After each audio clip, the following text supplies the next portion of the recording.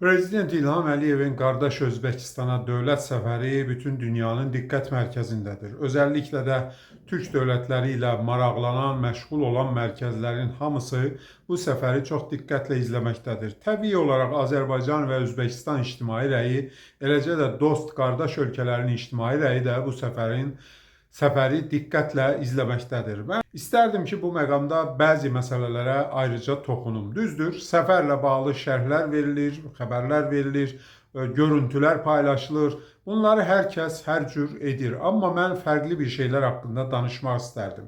Birincisi, Türk Dövlətləri Təşkilatı çərçivəsində bu səfəri dəyərləndirmək istərdim. Xatırlayırsınızsa 90-cı illərin əvvəllərində Türk Dövlətləri Təşkilatının təməlləri atılanda, yəni bizim dövlətlərimiz müstəqilliyini qazandıqdan sonra birləşmək üçün ilkin addımlar atılanda bu prosesin önündə gedən dövlətlərdən biri də qardaş Özbəkistan idi. Lakin təəssüflər olsun ki, sonraki mərhələdə Özbəkistan prosesdən uzaqlaşdı. Və bu da səbəbsiz deyildi. Əslinə qalanda Özbəkistana münasibətdə uzaqgörən dövlət siyasətinin olmaması bu nəticəyə gətirib çıxarmışdı. Nəyi xatırlatmaq istəyirəm? 1992-93-cü illərdə Azərbaycanda Əbülfəz Elçibəy prezidentlik edirdi və həmin dönəmdə Özbəkistan müxalifətinin bəzi nümayəndələri oradan qaçıb gəlib Azərbaycanda sığınacaq almışdılar və Özbəkistanın o vaxtki prezidenti mərhum İslam Kərimov onda xəbər göndərmişdi ki, mən bəs milisləri göndərin, o adamları tutub bizə təhvil verin, onları Özbəkistana qaytaraq və onlarla bağlı tədbir görülsün. Onda deyilənlərə görə, mən bunun şahidi deyiləm əlbəttə, Əbülfəz Elçibəy cavab veribmiş ki, heç bir milis filan göndərmə, mən tutub onları dama basaram. Yəni bu əlbəttə ki, yaxşı bir örnək deyildi və sonraki mərhələdə 1993-cü ildə artıq Ulu Öndər Heydər Əliyev hakimiyyətə gəldikdən sonra bu böhranlı vəziyyət aradan qaldırıldı. Yəni Azərbaycanla Özbəkistan bir-biri ilə çox yaxın münasibətlər qura bildi. Təbiidir ki, Heydər Əliyev uzaq görən, kifayət qədər strateji düşünməyi bacaran bir lider idi və aradakı o buzlar əridildi. Nəticə itibarilə Özbəkistan Azərbaycan torpaqları işğal altında olduğu dövrdə Ermənistanla heç bir diplomatik əlaqə qurmadı. Yəni Azərbaycanla Özbəkistanın iki tərəfli münasibətləri yüksək səviyyədə davam etdi. Təbiidir ki, 2003-cü ildə Prezident İlham Əliyevin seçilməsi ilə bu münasibətlər daha yeni mərhələlərə daşındı və bugün gördüklərimiz artıq o mərhələlərin zirvəsi sayıla bilər. Əlbəttə, qarşıda keçiləcək yollar var. Lakin bunların fonunda xüsusi olaraq vurğulamaq istərdim ki, Özbəkistan Türk Dövlətləri Təşkilatı o vaxtki şuradan hələ də məsafəli davranırdı, tam hüquqlu üzv olmaq istəmirdi və s. özünü kənarda tuturdu. Və səbəb də nə idi? Bənzər bir hadisə də qardaş Türkiyə ilə olmuşdu. Yəni Özbəkistan Türkiyədən də müxalifləri istəmişdi. Türkiyə isə bu məsələdə Heydər Əliyev kimi kifayət qədər ağıllı davrana bilməmişdi. O vaxt Türkiyəni idarə edənlər və bu baxımdan Türkiyə ilə qardaş Özbəkistan, qardaş Türkiyə arasında münasibətlər kifayət qədər gərgin idi. Bax, ona görə də Özbəkistan Türk Dövlətləri Təşkilatından bir qədər məsafəli davranmağa davam edirdi. Amma indi o mərhələlərin hamısı arxada qalıb. Yeri gəlmişkən, əsasən də Özbəkistan Türkiyədən Ərk Partiyasının sədri Məhəmməd Salihi istəyirdi. Məhəmməd Salih indi də sağdır, həyatdadır. Düzdür, siyasətlə əvvəlki kimi məşğul olmur. Qardaş Türkiyədə görünür, Norveçdə görünür və kifayət qədər də yaşlanmış, ahıl və müdrik bir insan təsiri bağışlayır. Yeri gəlmişkən istərdim ki, qardaş Özbəkistan artıq onun Özbəkistana qayıtması üçün də şərait yaratsın. Artıq onun da o müxalifətçilik dövrü arxada qalıb, Özbəkistan da yeni bir mərhələyə addım atıb, yəni bu mərhələdə mən düşünürəm ki, barışığa yol açılmalıdır. Azərbaycanın belə təcrübəsi var. Yəni radikal müxalif mövqedə olanlar üçün sonradan imkanlar yaradılıb, onlar ölkəyə qayıdıblar, qayıtmaq istəyənlər gəlib gediblər və s.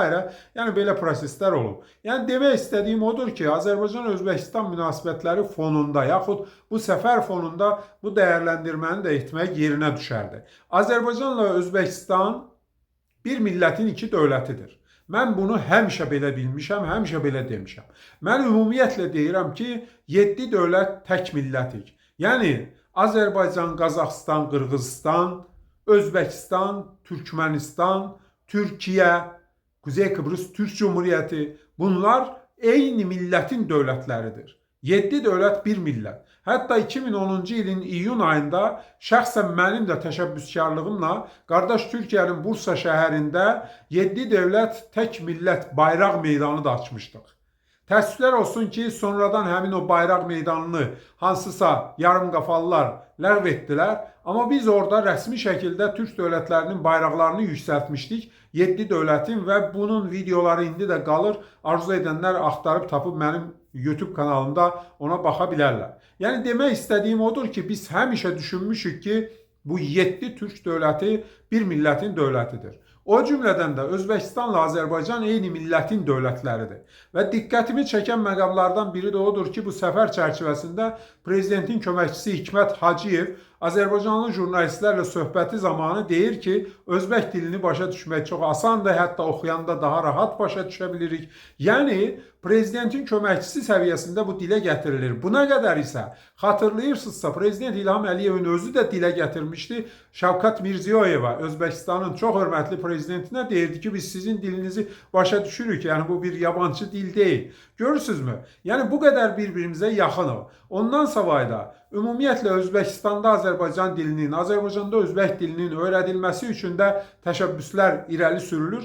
Düşünürəm ki, bu addımlar çox ciddi nəticə verəcək. Yəni biz 10 illərdir nə deyirdik? Deyirdik Türk inteqrasiyasına gedək. Türk dövlətləri bir olsun, Türk xalqları bir olsun, dilimiz birdir, tariximiz birdir, eyni millətik. Və bugün nə görürük? Görürük ki, dövlətlərimizin rəhbərləri, onların rəsmi təmsilçiləri bu fikirləri dilə gətirirlər.